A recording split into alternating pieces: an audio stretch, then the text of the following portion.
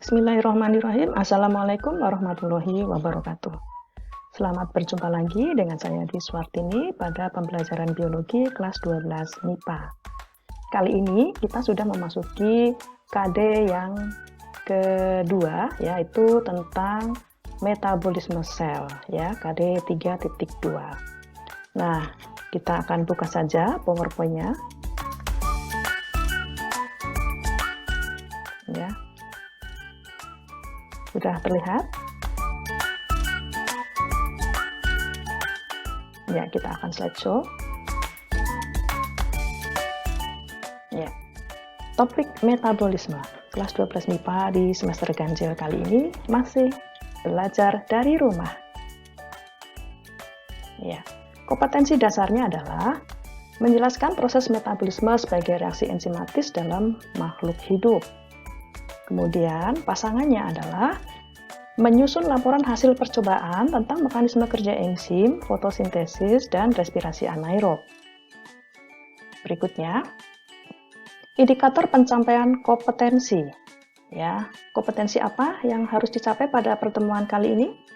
Yaitu, kalian harus dapat menjelaskan peranan enzim dalam proses metabolisme sel.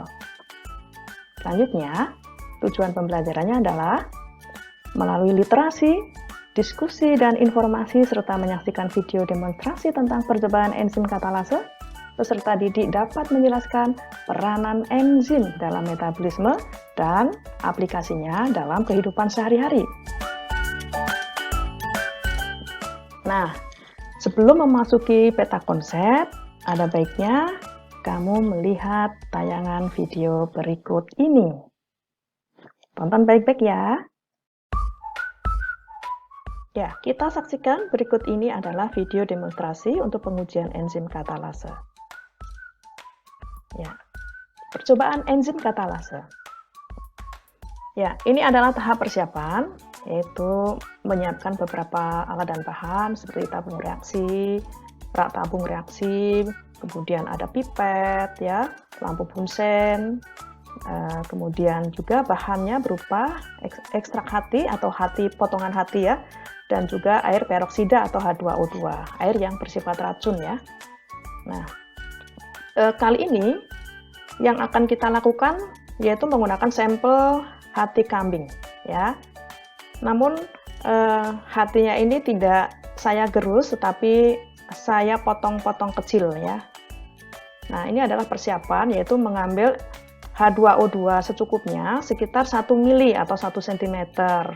Ini adalah percobaan kualitatif, ya, jadi nggak perlu diukur gitu. Nah, kita lihat H2O2 sudah berada di dalam tabung, kemudian akan ditambahkan dengan potongan hati kambing. Ya, ini potongan kecil gitu, ya. Nah, ini sudah masuk ke dalam tabung reaksi. Ada gelembung-gelembung gas yang terbentuk, ya. Kemudian akan diuji dengan lidi yang membara. Ya, jadi bukan lidi yang menyala, tetapi lidi yang membara. Jadi matikan dulu dan kemudian dimasukkan ke dalam tabung. Apa yang terjadi? Ya, yang terjadi adalah lidi yang membara tadi menjadi menyala. Nah, mengapa menyala?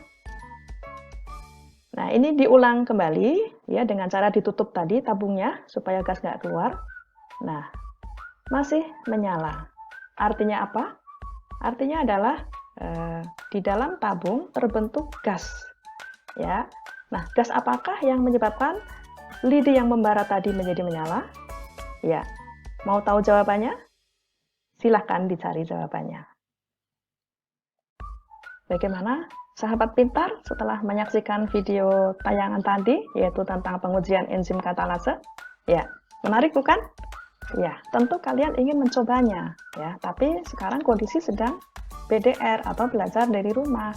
Jadi, apakah mungkin dilakukan? Bisa ya, bisa tidak, ya. Tergantung bagaimana cara mendapatkan bahan-bahan tadi. Baiklah, kita akan masuk ke peta konsep untuk bab metabolisme ini, ya. Metabolisme itu terdiri dari dua, yaitu katabolisme dan anabolisme. Proses katabolisme dan anabolisme ini melibatkan enzim. Jadi enzim peranannya bagaimana terhadap proses katabolisme dan anabolisme. Nah, bahasan untuk katabolisme yaitu ada respirasi aerob, dan yang kedua adalah respirasi anaerob atau dikenal dengan fermentasi. Nah, untuk anabolisme atau reaksi penyusunan terdiri dari dua, yaitu fotosintesis dan kemosintesis. Ya, untuk enzim kita akan belajar tentang komponen penyusun enzim, ciri dan sifat enzim, serta cara kerja enzim. Ya, kita lanjutkan.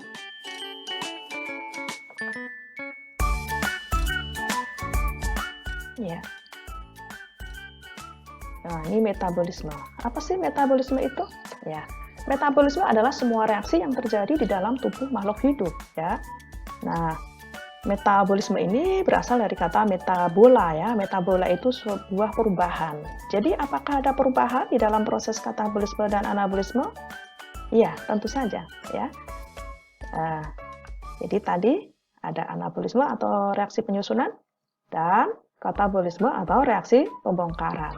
Jadi kalau anabolisme ini reaksi yang membutuhkan energi, ya, misalnya energi cahaya atau energi dari hasil reaksi kimia, untuk katabolisme ini dia menghasilkan energi. Jadi anabolisme membutuhkan energi, kalau katabolisme menghasilkan energi. Contoh kalau kita makan, ya, berarti itu reaksi anabolisme atau katabolisme? Ya, benar. Reaksi katabolisme karena membongkar. Sehingga dengan kita makan, kita akan menghasilkan energi. Ya. Nah, ini topik pada pertemuan kali ini yaitu tentang enzim, ya, atau peranan enzim dalam proses metabolisme. Apa yang kita pelajari? Tadi sudah kita sebut di depan, ada komponen enzim, sifat dan mekanisme kerja enzim, dan faktor-faktor yang mempengaruhinya. Nah, kemudian kita lanjutkan, ya. Apa sih enzim? Ya, enzim sering disebut sebagai biokatalisator atau zat kimia yang mempercepat reaksi, tetapi zat tersebut tidak ikut bereaksi. Artinya apa? Artinya dia hanya mempercepat saja, tetapi enzim itu setelah membantu mereaksikan suatu zat, dia akan terbentuk kembali. Ada dua jenis enzim, yaitu enzim intraseluler atau dikenal dengan endoenzim, dan enzim ekstraseluler atau dikenal dengan ektoenzim. Nah, enzim memiliki sifat untuk dapat menurunkan energi aktivasi. Perhatikan pada grafik berikut ini. Pada grafik ini, pada yang merah ini, reaksinya itu tidak dikatalis oleh enzim, ya, uncatalyzed reaction without enzyme, ya. Sedangkan yang biru ini adalah dikatalis oleh enzim, sehingga adanya enzim tadi akan menurunkan energi aktivasi, ya, seperti itu. Nah, kemudian struktur enzim bagaimana? Enzim lengkap dikenal dengan holoenzim, ya, tersusun atas dua bagian. Bagian protein disebut apoenzim dan bagian non-protein disebut gugus prostetik, ya. Bagian protein atau apoenzim ini terdiri atas asam-asam amino. Sifatnya labil, ya, mudah berubah. Misalnya karena pengaruh suhu dan juga keasaman. Kemudian untuk gugus prostetik atau gugusan yang aktif itu bisa berasal dari molekul anorganik atau dikenal dengan kofaktor dan senyawa organik kompleks, ya, atau koenzim. Misalnya ada NADH, FADH, koenzim A dan juga vitamin. Nah, untuk mengetahui apa sih NADH, FADH nanti ya pada pertemuan berikutnya. Kemudian sifat enzim. Enzim merupakan biokatalisator, katalisator biologi. Katalis berarti hanya apa? Mempercepat saja. Dia nggak ikut bereaksi. Kemudian dia bekerja secara spesifik, yaitu bekerja hanya pada substrat tertentu saja. Contoh, enzim lipase, berarti dia bekerja hanya menguraikan lemak, ya. Lipid, ya. Lipid diubah menjadi asam lemak dan apa? Ayo, asam lemak dan gliserol. Itu contohnya, ya. Kemudian misalnya enzim amilase, berarti mengubah apa? Mengubah sesuai dengan namanya di depan, amilum menjadi maltosa, seperti itu. Jadi enzim biasanya diberi nama dengan akhiran ase-ase gitu ya. Jadi kalau ada ase-ase itu cirinya adalah enzim.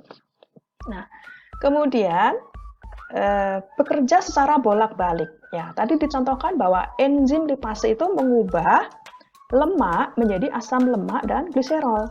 Karena dia bisa reversible, maka enzim lipase tadi juga dapat mengubah asam lemak dan gliserol menjadi lemak.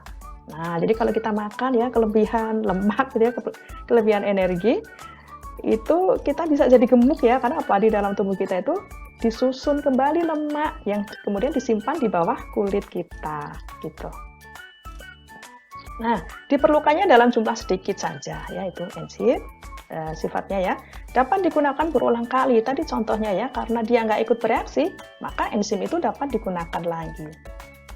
Kerjanya dipengaruhi oleh faktor lingkungan, diantaranya ada suhu, ada derajat keasaman, ada faktor aktivator dan inhibitor ya, zat penggiat dan penghambat ya. Juga ada konsentrasi substrat ya. Nah, kita lihat bagaimana cara kerja enzim. Nah, cara kerja enzim itu ada dua teori. Yang pertama ini adalah teori gembok dan anak kunci atau lock and key. Ya, bagaimana sih mekanisme kerjanya? Ya, mekanisme kerjanya itu sisi aktif enzim itu mempunyai bentuk tertentu yang hanya sesuai untuk jenis substrat tertentu saja. Jadi dia benar-benar seperti lock and key gitu ya, seperti gembok dan anak kuncinya. Jadi itu teori yang pertama. Teori yang kedua adalah teori induksi fit ya, yaitu di mana sisi aktif enzim itu bersifat fleksibel ya dalam menyesuaikan struktur sesuai dengan struktur substrat. Jadi kalau struktur substratnya itu beda dengan permukaan enzim, enzim mah oke aja gitu karena dia fleksibel ya, sehingga dia bisa melakukan tugasnya. Nah, ini adalah gambar cara kerja enzim ya, yang tadi dikenal dengan lock and key model. Nah, seperti ini ya. Ini bentuk permukaan pada sisi aktif ini sama dengan substrat ini. Ya, dia bergerigi ya, seperti ini. Jadi, ini ujungnya runcing nih, seperti ini. Ya. Kemudian, setelah substrat menempel pada permukaan sisi aktif enzim, dia akan membentuk kompleks enzim substrat. Nah, seperti ini. Ya. Setelah terjadi reaksi, maka ini akan menghasilkan produk dan enzim. Ya, enzim ini dapat bekerja lagi tadi ya. Nah, seperti itu. Nah, yang kedua, induksi fit model, yaitu di mana permukaan enzim ini ya berbeda dengan substratnya. Nah, ini bergerigi, ini tidak, ya, ini cekungan. Tetapi no problem gitu ya, kata enzim. Saya fleksibel, jadi enzim akan tetap bekerja mengubah substrat tadi, ya, dia fleksibel, kemudian dia akan mengubahnya menjadi produk, ya. Ini enzim akan seperti tadi ya, dia akan bisa bekerja kembali, karena dia nggak ikut bereaksi. Nah, seperti itu. Nah, kemudian faktor-faktor yang mempengaruhi kerja enzim, diantaranya adalah suhu. Enzim itu bekerja optimal pada suhu tertentu, ya, biasanya 25-35 derajat ya. Nah, kecepatan reaksi meningkat dengan meningkatnya suhu sehingga mencapai suhu optimum. Ya, suhu optimumnya berapa? Misalnya pada kisaran 35 itu optimum, maka enzim akan bekerja. Ya, kalau pada suhu tinggi bagaimana? Nah, suhu yang tinggi itu dapat mengakibatkan kerusakan enzim atau dikenal dengan denaturasi enzim. Ya, karena enzim itu adalah protein. Nah, kalau suhu rendah bagaimana? Suhu rendah akan mengakibatkan enzim itu akan inaktif. Nah, karena ini hanya inaktif, maka suatu saat apabila suhunya sesuai, ya optimal, maka enzim akan bekerja. Tapi kalau enzim sudah denaturasi, apakah mampu bekerja lagi? Ya, tentu tidak ya. Baik. Nah, faktor yang berikutnya adalah derajat keasaman, ya, atau dikenal dengan pH. Kebanyakan enzim bekerja pada rentang pH optimum yang spesifik. Ya, ada yang bekerja di suasana netral, ada yang bekerja di suasana basa, ada yang bekerja di suasana asam. Ya, misalnya enzim di dalam lambung ya, nah itu kan bekerjanya di pH yang asam. Nah, Perubahan pH mengakibatkan sisi aktif enzim berubah sehingga dapat menghalangi terikatnya substrat pada sisi aktif enzim. Ini kalau pH-nya diubah-ubah. Ya, nanti kamu bisa praktekkan ya atau melihat dipraktekkan di lab virtual ya. Kalau diberikan HCl bagaimana? Apakah aktivitas enzim itu masih berlangsung? Bagaimana dengan basa? Kamu catat nanti berapa pH-nya ya. Misalnya kalau di suasana asam tuh pH-nya 2 atau 3, kamu catat. Oh, ternyata ada atau tidak ada gelembung ya, seperti itu. Nah, perubahan pH juga bisa mengakibatkan denaturasi enzim. Jadi kalau udah rusak berarti enzim nggak mampu lagi untuk mengkatalis sebuah reaksi. Kemudian yang berikutnya adalah konsentrasi enzim. Penambahan konsentrasi enzim akan meningkatkan kecepatan reaksi hingga tercapai kecepatan konstan ketika semua substrat sudah terikat oleh enzim. Ya. Kemudian yang berikutnya adalah konsentrasi substrat, yaitu bertambahnya konsentrasi substrat itu akan meningkatkan kecepatan reaksi jika jumlah enzim dalam reaksi tersebut tetap. Ya. Lanjut. Yang berikutnya adalah aktivator atau dikenal dengan zat penggiat. Ya. Apa sih aktivator itu? Ya. Aktivator adalah zat yang berfungsi memacu atau meningkatkan reaksi kerja enzim. Ya, contohnya apa? Ada Ca, Mg, Ni, Mn, Cl, ya. Itu adalah zat-zat penggiat. Ya, kemudian inhibitor, ya. Kalau tadi aktivator, ini adalah inhibitor atau dikenal dengan zat yang menghambat, ya. Nah, adalah zat yang menghambat enzim dalam mengikat substrat. Ya, jadi enzim bisa diganggu, ya. Nah, terdapat dua jenis inhibitor, yaitu ada inhibitor kompetitif dan non-kompetitif. Apa itu inhibitor kompetitif dan non-kompetitif? Baik, kita lanjutkan saja ya. Nah, inhibitor kompetitif adalah zat yang menghambat. Dia mempunyai struktur yang mirip dengan struktur substrat. Jadi kayak kembar gitu ya. Mirip sekali bentuknya. Jadi dia tuh antara substrat dengan zat penghambat tuh nggak ada bedanya gitu. Nah, zat inhibitor ini berikatan kuat dengan sisi aktif enzim, ya, berikatan kuat dengan sisi aktif enzim. Inhibitor ini dapat dihilangkan dengan menambahkan konsentrasi substrat. Ya, jadi kalau substratnya ditambah, misalnya kalau ada hati dengan enzim katalase ya, ekstrak hatinya ditambah, ya, substratnya ditingkatkan konsentrasinya, maka inhibitor itu akan hilang. Kemudian inhibitor non-kompetitif, yaitu inhibitor yang berikatan dengan sisi allosterik enzim. Apa sih sisi allosterik enzim itu? Ya, sisi allosterik enzim itu adalah selain sisi aktif. Ya, jadi di bagian dari enzim, tetapi bukan pada daerah yang aktif. Gitu. Nah, zat inhibitor ini mengakibatkan sisi aktif enzim itu berubah, sehingga substrat nggak bisa berikatan dengan sisi aktif enzim, nggak bisa lagi, ya. Nah, inhibitor ini nggak bisa juga dihilangkan dengan menambahkan konsentrasi substrat seperti pada inhibitor kompetitif tadi, ya. Apa sih yang bisa mengakibatkan kerja enzim ini terhambat? Jadi inhibitor non-kompetitif ini contohnya adalah Ag+, Hg2+, Pb12. Nah, mungkin kalian pernah ya mendengar ya istilah cyanida ya. Nah, apakah cyanida juga menjadi inhibitor non-kompetitif?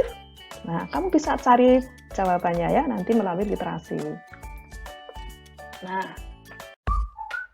ya, berikut ini adalah ilustrasi untuk inhibitor kompetitif dan non-kompetitif. Ya, perhatikan gambar ini ya. Ini adalah bagian enzim, ini adalah permukaan atau sisi aktif enzim, dan ini substrat. Ketika enzim dengan substrat mau menyatu, ya akan bereaksi, tapi terhalang oleh adanya inhibitor kompetitif di sini, ya, sehingga ini menghalangi reaksi, ya. Kemudian kalau yang non kompetitif, ya, inhibitornya itu menempel pada sisi allosterik enzim, jadi di luar dari sisi aktif ini, ya, sehingga ini juga akan mengakibatkan tidak terjadinya reaksi. Kalau yang kompetitif ya, inhibitor kompetitif ini bisa dihilangkan ya inhibitornya itu dengan menambahkan konsentrasi sutrat. Tapi kalau yang ini tidak. Kita lanjutkan. Nah, sekarang sudah sampai di penghujung ya kegiatan pembelajaran pada hari ini. Nah, aplikasi pengetahuan enzim dalam kehidupan itu apa? Nah, di bidang industri mungkin ya, di bidang makanan, juga di bidang kesehatan ya. Mungkin kalau mama kamu pernah ya membeli pengempuk daging ya. Kalau masak daging supaya cepat empuk itu diberikan enzim ya, enzimnya namanya apa? Ya, namanya papain ya, enzim papain. Sehingga pengetahuan tentang enzim ini dapat diterapkan dalam kehidupan sehari-hari kita ya. Dulu waktu kecil saya pernah tertusuk duri tangannya. Kemudian apa yang dilakukan oleh orang tua saya? Ya. Jadi tangan saya itu dibuka sedikit pada daerah yang tertusuk duri itu, dibuka sedikit saja dengan menggunakan jarum. Kemudian ditetesi dengan getah pepaya. Nah, apa maksudnya? Ya, ternyata orang dahulu juga sudah paham ya, mungkin karena berdasarkan pengalaman. Jadi, getah pepaya itu mengandung enzim papain. Di mana enzim papain itu akan melunakkan darah pada sekitar kulit ya yang terluka, sehingga duri itu dengan sangat mudah keluar ketika dipencet ya. Jadi begitu dipencet keluar durinya, jadi nggak sakit ya, seperti itu. Nah, kemudian carilah berbagai informasi lain ya, di bidang kesehatan, di bidang industri mungkin ya, untuk pemutih kertas, kemudian untuk bleaching yang lainnya juga ya. Silahkan kalian literasi ya. Nah, terakhir ya, terima kasih, semoga informasi ini bermanfaat. Kalau ada tutur kata saya yang salah, mohon dimaafkan. Terima kasih, wassalamualaikum warahmatullahi wabarakatuh.